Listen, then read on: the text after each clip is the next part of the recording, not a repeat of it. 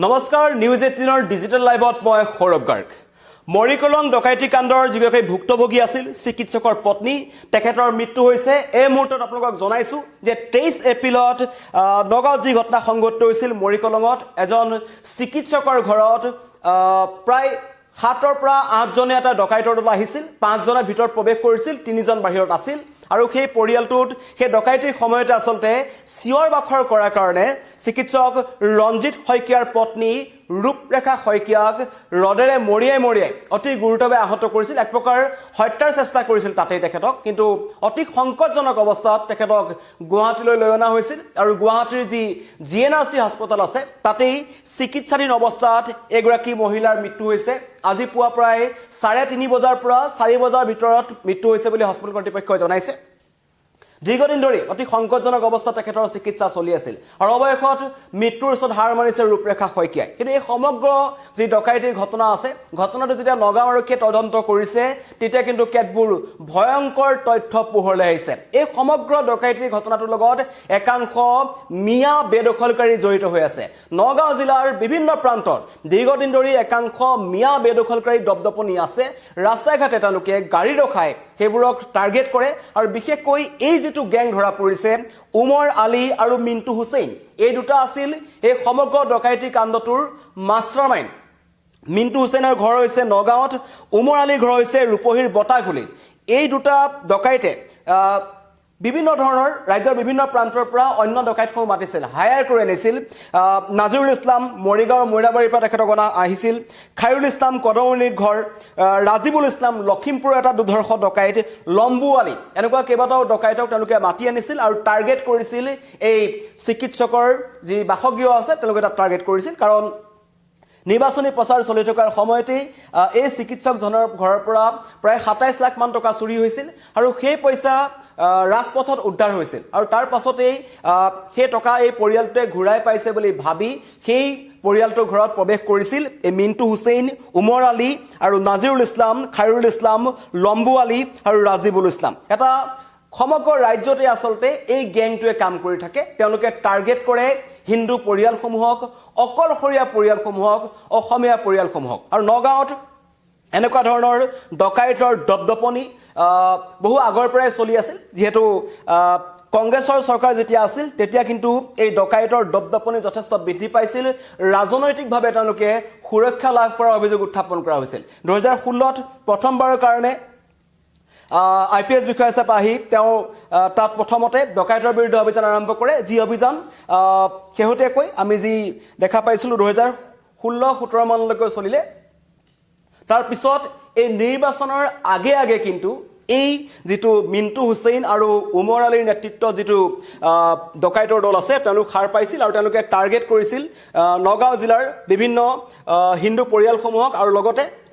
যিবোৰ অকলশৰীয়া পৰিয়াল থাকে তাক টাৰ্গেট কৰিছিল ৰাজপথত থকা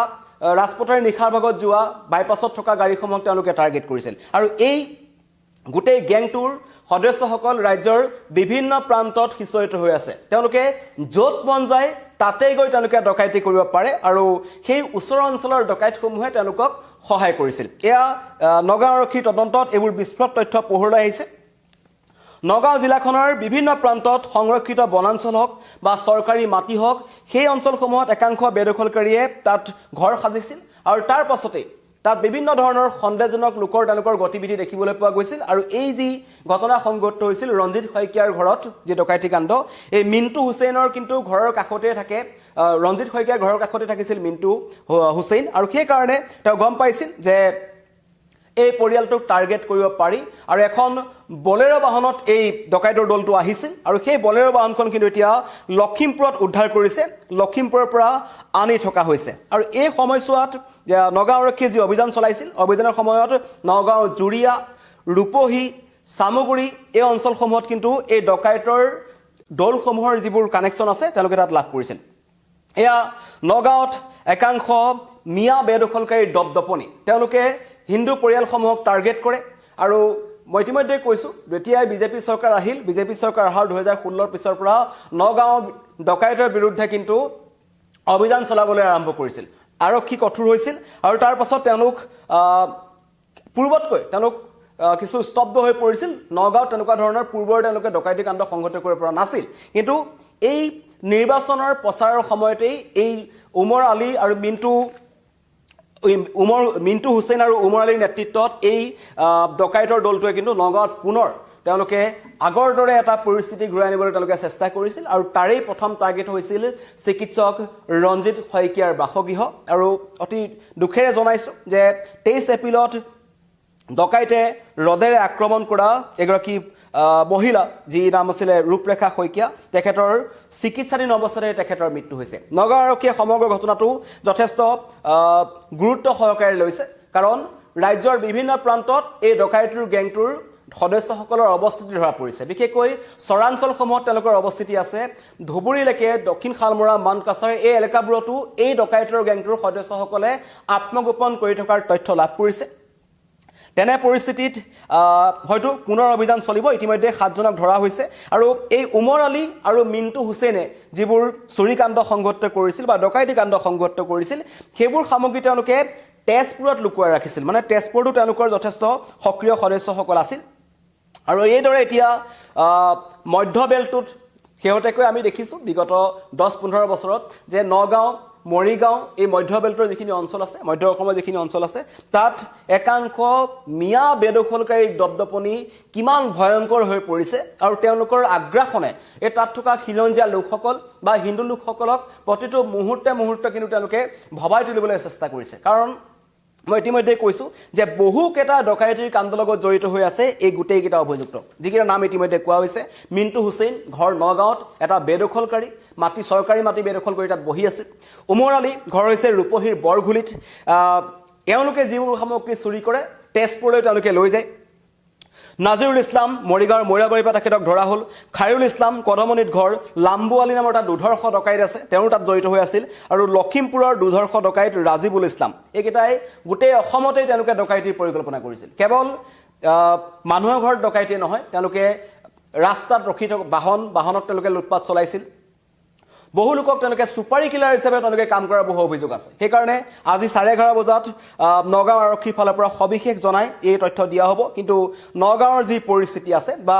বেদখলকাৰীসকলৰ যি দপদপনি বেদখলকাৰী মিয়া যিসকল বেদখলকাৰী আছে যিবোৰ মিয়া বেদখলকাৰীসকল আছে তেওঁলোকে এইদৰে হিন্দু পৰিয়ালসমূহক টাৰ্গেট কৰে আৰু ইতিমধ্যে বহু ডকাইতি এনেকুৱা ধৰণৰ ডকাইতি কাণ্ড কিন্তু নগাঁৱত ধৰণৰে একেটা ষ্টাইলত তেওঁলোকে ডকাইতি কৰে বিভিন্ন প্ৰান্তৰ পৰা তেওঁলোকে লৈ আনে আৰু ডকাইতি কাণ্ড সংঘটিত হোৱাৰ পাছত তেওঁলোকে পুনৰ নিজ স্থানলৈ গুচি যায় নগাঁও আৰক্ষী তদন্তত এনেকুৱা কেতবোৰ ভয়ংকৰ তথ্য পোহৰলৈ আহিছে আৰু এই ডকাইতৰ দলটোৱে যি কাণ্ড সংঘটিত কৰিলে এই শইকীয়াৰ যি পৰিয়াল আছে সমগ্ৰ পৰিয়ালটোক তেওঁলোকে শেষ কৰি পেলালে কাৰণ এই দম্পতীৰ এটি সন্তান আছে যি বিশেষভাৱে সক্ষম তেখেত এই সন্তানটি কেৱল মাকৰ সৈতে তেওঁ কথা পাতিছিল এতিয়া আজি পুৱতি নিশা নিজৰ মাতৃৰ মৃত্যুৰ পাছত একেবাৰে নিথৰুৱা হৈ পৰিছে সেই শিশুটি আৰু তেনে পৰিস্থিতিত সমগ্ৰ নগাঁওবাসী ৰাইজে এটাই দাবী কৰিছে যে এই সমগ্ৰ ঘটনাটোৰ কঠোৰৰ পৰা কঠোৰ তদন্ত হওক আৰু এই যিকেইটা অভিযুক্ত ইতিমধ্যে ধৰা পৰিছে ডকাইতিৰ লগত জড়িত 7টা ডকাইত মিণ্টু উমৰ নাজিৰুল খাইৰুল লম্বু ৰাজিবুল এটাইকেইটাকে তেওঁলোকৰ গেঙৰ অন্য সদস্যসকল ৰাজ্যৰ কোন প্ৰান্তত লুকাই আছে বা আত্মগোপন কৰি আছে তেওঁলোকক অতি শীঘ্ৰে ধৰিব লাগে কাৰণ তেওঁলোকক ধৰিলে বহু ডকাইতিৰ ঘটনাৰ